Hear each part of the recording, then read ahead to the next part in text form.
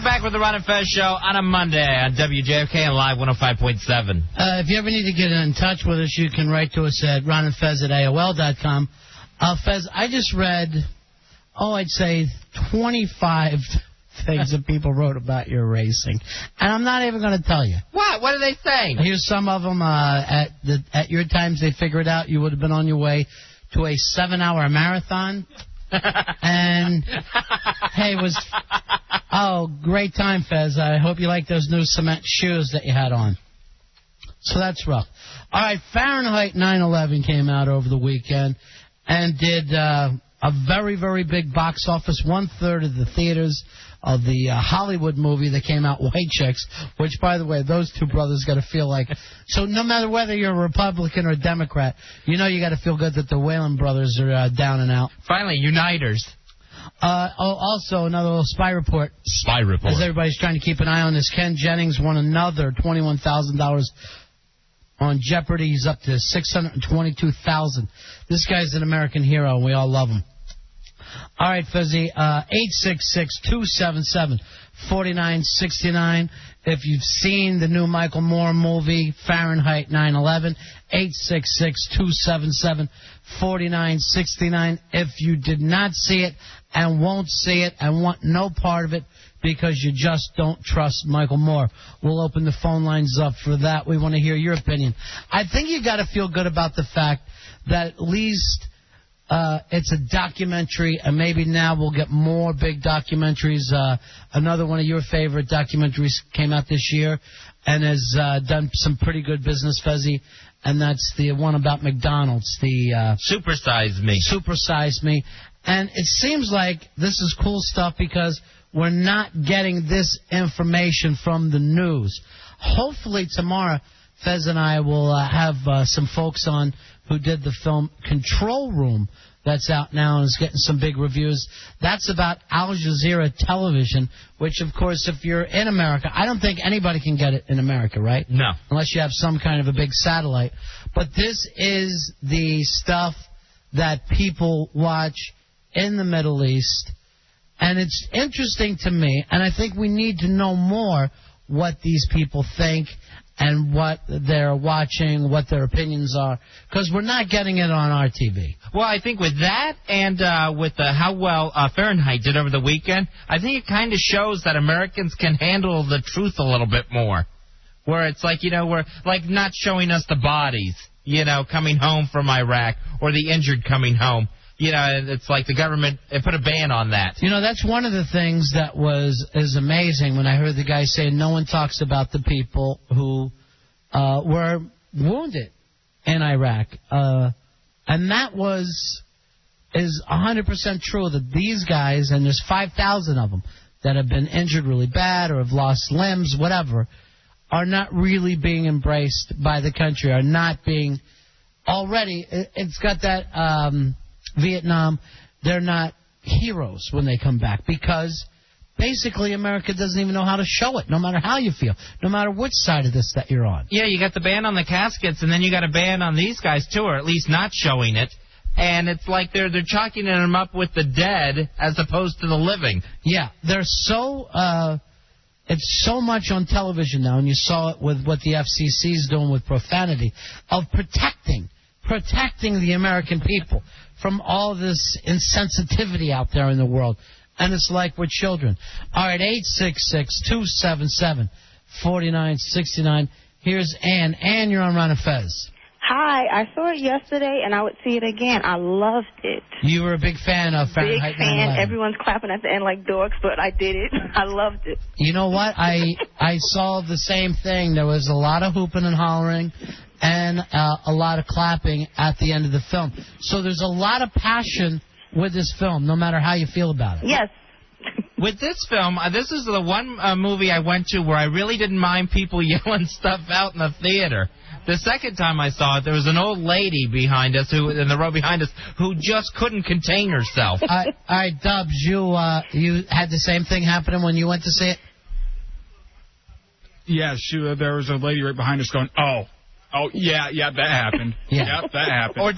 Or just the expressions of surprise where, I can't believe it. Exactly. Oh, my God. Shocked. And what was it for you that grabbed you the most? The direct connection to Bin Laden that Bush and his family has.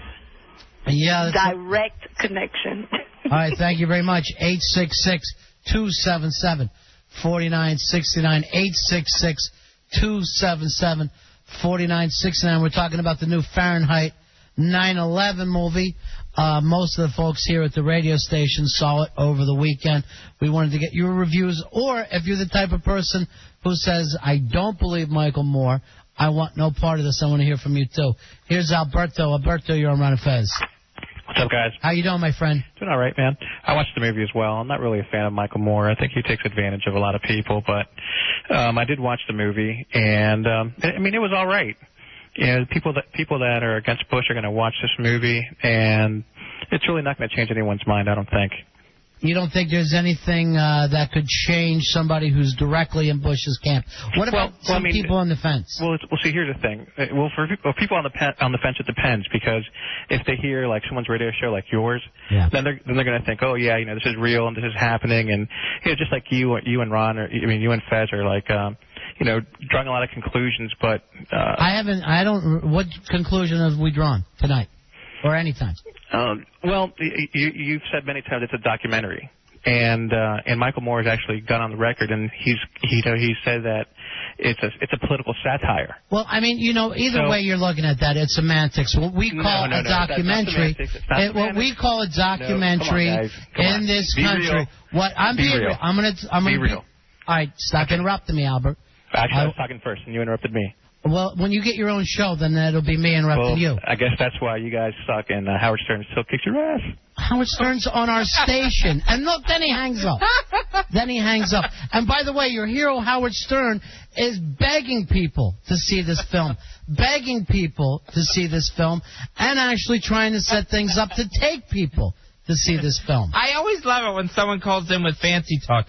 Sir, it was you interrupting me first. And then goes into, well, you suck. I'm trying. I always will let you talk on this show. I honestly will always let you talk on this show. Whether, you know, if you want to get down to whether it's a documentary or not, you know it's one person's opinion. At no time, and no matter what you're watching in the news, it's one person's opinion. Fox News calls themselves fair and balanced. They're not. NBC, it's always not even going to be so much the network, but the person who's directing, editing, and writing the piece is going to be their point of view. Here's Bill. Bill, you're on Ron and Fez. Hey, guys. How you doing tonight? Good, buddy. Listen, I thought Michael Moore is a little strange in the way he has a couple of his suppositions. Some of it's fact, yes. Some of it's not. I think there's a lot of stretching of the truth. I'm not a Republican and I'm not a Democrat. I'm in the middle, and I get torn both ways with this movie. It might be good for the public to see it and then to make their own mind up, but, man, he is strange. Who, Michael Moore? Yeah, there's no doubt about this. I said the same thing about Columbine. I thought Michael Moore hurt himself when he was trying to guess what Bush was thinking during the time he was sitting in the classroom. I felt like that was cheap shots. I am not really buying all the connections as if it's this huge conspiracy run by George W. Bush and his family. I think a lot of that stuff needs to be looked into. I don't know if he completely proved his case on a lot of that stuff, though. Well, the one comment I'd like to make, though, and I've always been a proud American, and I think that Bush is the first president in a long time that has the balls to go to war, whether we all agree with it or not. But I think that he'd rather fight the war over there than let them come here. Okay, my friend. Thank you. Thank you very much, Bill. Yep. So he's saying he backs the president on the fact that you need to fight it over there before they come here. That, you know, you could say that. At the same time, no Iraqis have ever come here and done terrorism. That's the problem some people have with this war. That's the connection that a lot of people refuse to make with 9/11. That's the connection that I think has weirded out the Muslim world, because they go, you just see us as terrorists. You're seeing Muslims as terrorists rather than these groups. And again, that's a slant that's being projected out there. Yeah. That Iraqis were involved in 9/11. That there was a connection. That point's still being sold. Sam, you're on Ron and Fez. How you doing, buddy? Yeah, how you doing, buddy? Yeah. How are you? The comment that Fez just made, I'd like to comment on briefly. I mean, it has been actually documented that there were terrorists being trained in Iraq. Now, where do you draw the connections? I don't know. I mean, I do agree with your last caller that Michael Moore's kind of weird, but I used to do editing for a firm in Washington, D.C., like television editing, and I'd go in the studio. And when I sit and watch this, I mean, you can see what he was doing. When you put all the favoritism aside, the guy's making a living. I mean, that's part of what he's doing. Yeah, he's trying to get his message out, whatever that might be. I'm not really exactly sure, except I know he doesn't want Bush in there. I'm trying to figure out where you thought there was some kind of sneak editing. Pardon me? What kind of sneaky editing did you think that he did? I used to edit different public speakers on Capitol Hill as a public relations director for a company, and I would have to put together, let's say, 12 All right, Sam, what did Michael Moore do? Yeah, you're not your tricky stuff. What did Michael Moore do in his editing? Well, he did not, as far as it being a documentary or whatever you want to call it, he cut people short. He didn't print their entire quotes. He gave. All right, so you're going by that one congressman. That's the story that's in the paper. One congressman, even the connection between the Bin Ladens. I know what he's doing with that because everyone knows that's watched any of this is you can trace. Do you know where Bin Laden gets his money? It's Bin Laden oil. The Laden brothers have had oil companies for years. Yeah, but Sam, here goes over how many presidents. Sam, yeah, but that's true. All this stuff goes back a lot of presidents. But what you have to remember is not a lot of Americans follow that. Thank you for calling me. Not a lot of Americans even know this at all. It would seem like strange to them, like if Al Capone's brother was also president of the United States or a DA. It's like one of those bad movies where there's two brothers and one becomes the DA and the other one runs the crime syndicate. It's a very appealing story. Well, when I saw the connections between Bin Laden, Saudi royal family, and the Bush family, my thought was, wow, and they let Bush Jr. run for president. That seemed like, because if someone has a skeleton in their closet, like with John Kerry, and they thought he had the affair with the intern, right, and they were going to jump on that immediately and squash it, it seems to me like those are enough questions of skeletons in the closet that would have kept a guy from running for president. So what? Like if they knew there was all this, like right. Bush had brought the Taliban to Texas. But you're saying they... Meaning who? The media? The party, even. Oh, okay. All right, 866-277-4969. 866-277-4969. We're talking about Fahrenheit 9/11. It's the new big movie over the weekend. And, Fez, it's drawn the country, just like about every other issue that we have out there. Everybody's either on one side or another side about this. Here's Eric. Eric, you're on Ron and Fez. How are you, my friend? Hey, what's going on, buddy? Hey, man. Hey, I absolutely love the movie. If nothing else, it made people think and see things from a different standpoint. A lot of the things that we're seeing right now in this movie are things that people in Europe and all over the world have already seen and took note of, and we had no clue of it, at least the general populace anyway, And that says a lot about us and our media and our ability to get involved as Americans. I think that was a difficult thing to swallow as you're watching this film. And they're really, when you have all the 24-hour news stuff, there should be no stone uncovered. There should be no ability for this guy to pull out tape that the rest of us aren't seeing. And in that case, it was almost pretty embarrassing, I thought. And one of the things that I thought about it also is... with that,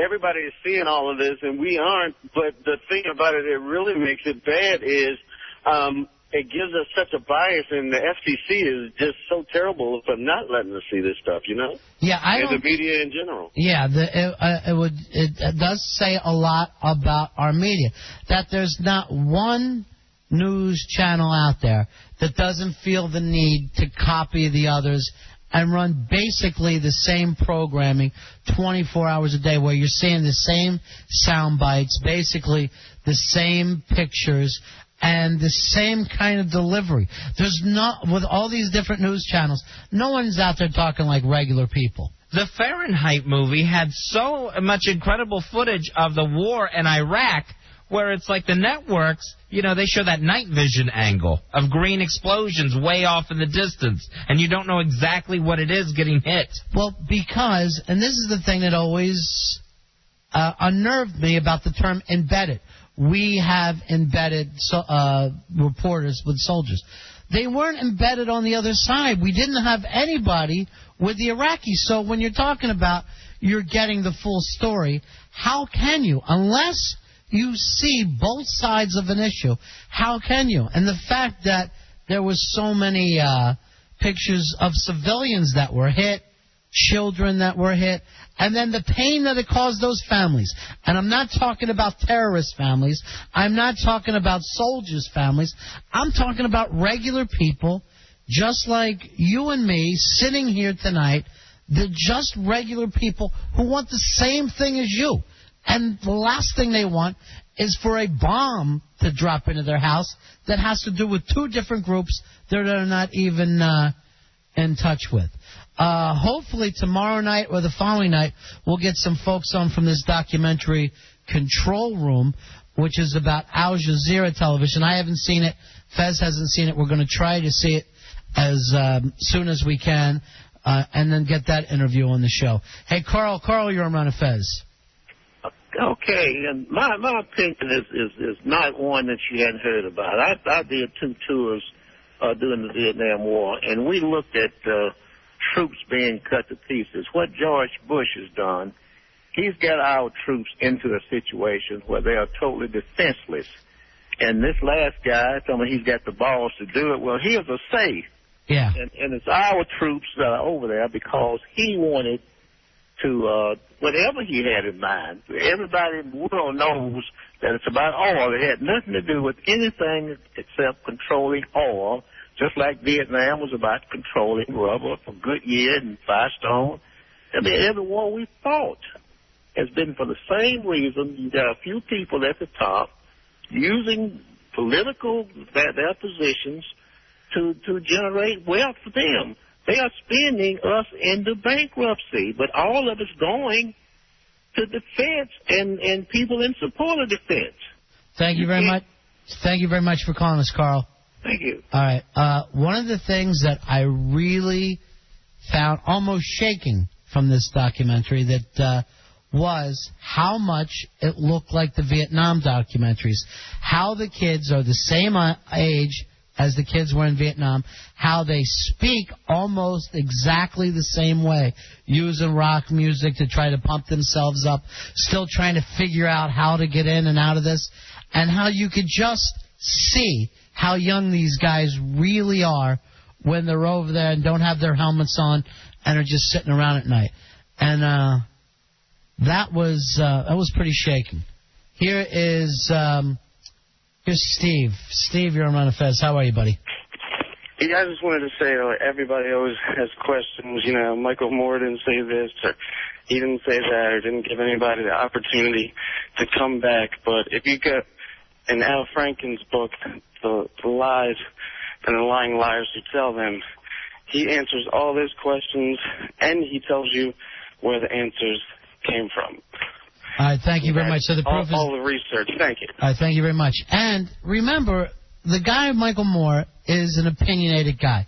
I don't know why people are going, why aren't there both sides of the story? I think the story that he's trying to say is there's another side of the story than what you're seeing currently on television. That's not an attack on the president. That's an attack on our own media, at least from my point of view. And again, whether it's Al Franken, Michael Moore, it's the same thing you're getting as if you're listening to Rush or Hannity or Bill O'Reilly, you're only getting one side of that as well. You need to see a lot of different things. See, I think like with people that get confused with Iraq, were they involved with Al-Qaeda, were they involved in 9/11, that's why I think this June 28th turnover that we just had is going to be really ugly, because you know our guys are still very much in harm's way, if not more. There's still going to be a lot more deaths and kidnappings. And people, for the most part, are going to say, wait a minute, why are our guys still getting killed? Aren't the Iraqis in charge again? So this thing, I think it's just going to make it look even uglier. All right, 866-277-4969. 866-277-4969. Here's Jeff. Jeff, you're on the Ron and Fez show. How you doing, buddy? Hey, Jeff. Going once, twice? We got you, buddy? Jeff? Sounds like you got phone trouble. Give us a call back. Here is Joe. Joe, you're on the Ron and Fez show. How you doing, my friend? Hey, how you doing? Cool, buddy. You know, Ron, especially Fez too, but you're a very sophisticated thinking guy. You disappoint me that you're giving so much credence to this guy. To me, and look, first of all, I don't know why the United Nations isn't more involved in this whole quagmire that we're in. But you're a smart guy, and I hope that you look past the fact. I know you just said the other side has Rush Limbaughs that are professing the other side, but this guy put together a slick movie. He's a very shrewd, very slick guy, and I think people should just take it in that context, not as the gospel truth, because to me, he's just as jaded at one side as the other side. Well, Don't you agree? There's no doubt about that. And I've said that before. And I said that about Columbine, and I also said it about Roger and me. I'm never a fan of that, let me go running up, and I never liked 60 Minutes for it, and try to catch somebody walking into someplace else and go after them. What's interesting to me about this is some of the things, some of the footage that he shows that we don't get anywhere else. But if I'm listening to a Michael Moore or a Rush Limbaugh, I'm always in the moment about who's doing the talking. Okay, good. There is no time in my life. And I'm going to tell you the truth. I don't think it was a really great movie from a movie point of view. I think some of the things that worked for him as a filmmaker this time more is that he really used music well. What interests me, though, is that people showed up for this, and there's some kind of a feeling out there of people who are disconnected now from their government and from their news, and it's starting to sound like that Sting song where they're losing faith in everything that they're seeing. It's very, very difficult for anybody to believe in anything anymore. Well, I don't know. I didn't see the movie yet, so I really can't comment on it. I'm just glad to hear that you are accepted it not exactly as the gospel, but as I said this going into it. I mean, I've seen everything, all the documentaries that he's done. He's pretty upfront about the fact that he's very, very liberal. He's pretty upfront about that. And the last thing I think that he is slick. That's why I disagreed with some of the editing stuff, because it looks like a lot of it was edited with a butter knife. It wasn't really a good, slick program. There are things, though, when you're watching the mother talking about what she's gone through, losing a son. And, I mean, if that stuff, I know it's easy to get to people with that. But as a human being, you do connect. And you think about your own people, and you think about people that you know that are in the military now, and it's a rough piece of work to watch sometimes. Well, you know, that part of it, that's not, that's real footage. That's a real woman, a real guy who got killed in Iraq. Yeah. That can't be slanted anyway, that mother's pain. And then the woman who came up to her in front of the White House screaming, this is all a setup. Yeah. Oh, my God. And you know what I said to myself?